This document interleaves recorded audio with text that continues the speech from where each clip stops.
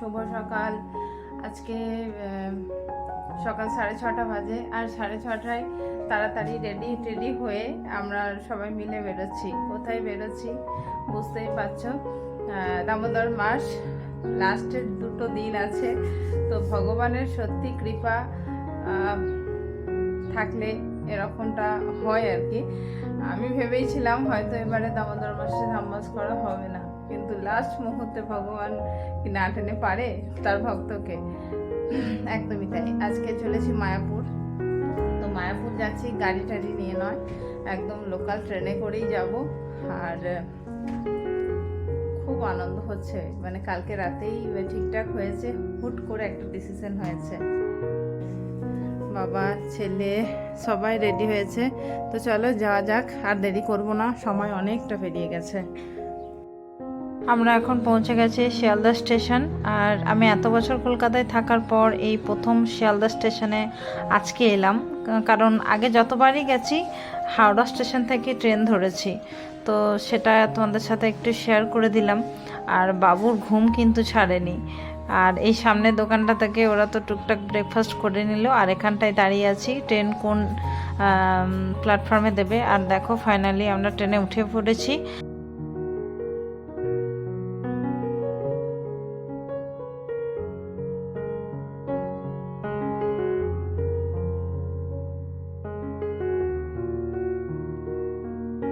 এবার আমরা ট্রেন থেকে নেমেছি বিষ্ণুপ্রিয়া স্টেশনে। তো সেখান থেকে ডাইরেক্ট টোটোতে করে এই যে গঙ্গানঘাটে চলে এসেছি। এখান থেকে আমরা এবার যাব মায়াপুর।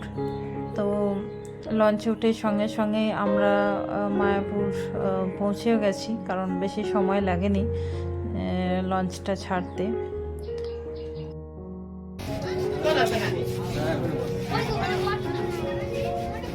নাও বলে আমি ধরে বসে ধরে হেল্প করতে পারছি। এখানে বসে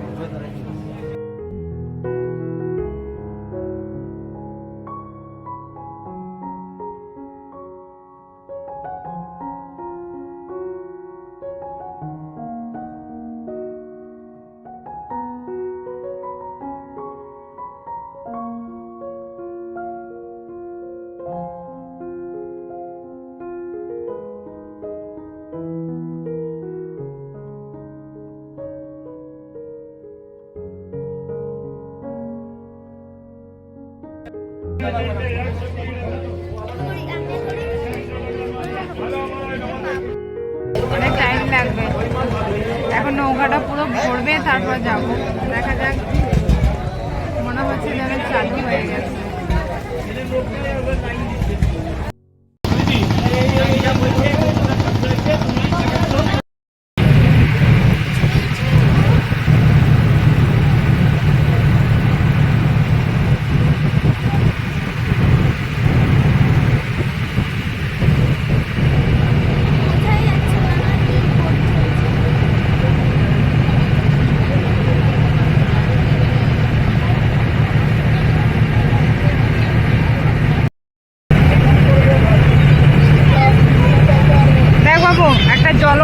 জলঙ্গি নদী, একটা গঙ্গা নদী, দুটো রং কেমন আলাদা দেখ। ওই দেখ কালোটা হচ্ছে জলঙ্গি, আর এটা হচ্ছে গঙ্গা নদী। দেখ কখনো মেশে না, দেখছিস দুটো রং কত আলাদা দেখ। হ্যাঁ, এটা আমরা আস্তে আস্তে জলঙ্গিতে ঢুকছি।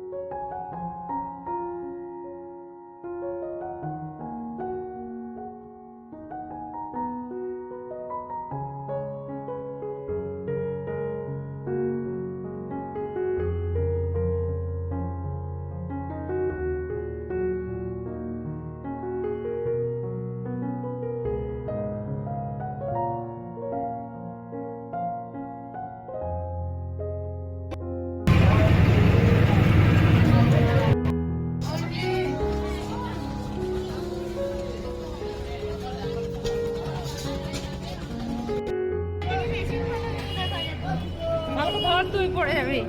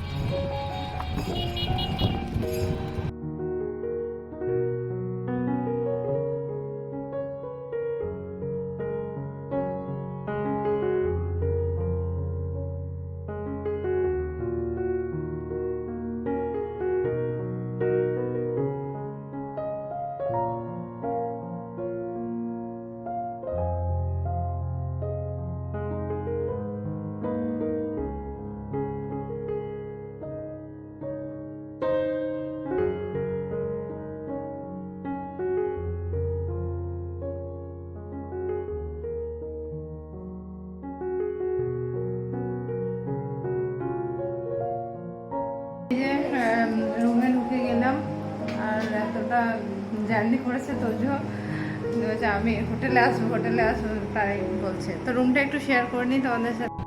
এই যে এরকম 4 বেড আছে এরকম, আর ব্যালকনি আছে। এটা এই রুমটা নেওয়ার মানে কারণ হচ্ছে 4 বেডের রুম বলে। আর এই যে ব্যালকনিটা আছে, এখানে ভিউ এই কর্নার ভিউ হবে। এদিকটা দেখলে সব ধান ক্ষেত, চাষের জমি, আর একটা বাথরুম এই যে, আর এই একটা ওয়ার্ডরোব, একটা ড্রেসিং টেবিল, ব্যাস এতটাই। এটা বাইরেটা দেখাবো। আমরা এবার ইস্কনের ভিতরে রুম নিইনি, তার কারণ হচ্ছে আমরা এলে ওখানে ইস্কনের ভিতরেই থাকি, কিন্তু এবারে প্রথম কথা তো রুম পাওয়া যাচ্ছে না, সব কিছু সোল্ড আউট আছে। আর দ্বিতীয় কথা হচ্ছে এই পরিবেশটা এত মনোমুগ্ধকর পরিবেশ, পুরো একদম মাঠ, একদম ফাঁকা বেলার মধ্যে, একদম গঙ্গার ধারেই আর কি। তো ভিউটা বাইরে দেখাবো কতটা সুন্দর। আর চলো একটু ফ্রেশ হয়ে নিই, তারপর আবার প্রসাদ গ্রহণ করতে যেতে হবে।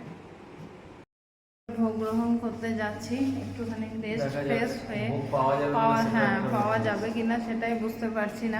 অলরেডি 12:30 বাজছে, এখন থেকে দিতে শুরু করে না কিন্তু আগে থেকে কুপন টুপন নিয়ে রাখতে ওটাও অনেক অপশনস আছে, দেখি কোথায় পাই। ভগবানের কৃপা থাকলে ভোগ পাওয়া যাবে। আর এখন বাইরে থেকে একবার দেখিয়ে দিই যে বাইরের ভিউটা এরকম। আর এটা এই যে মায়াপুর যুব আবাস, এই যে দেখতেই পাচ্ছ, এটার নাম হচ্ছে মায়াপুর যুব আবাস।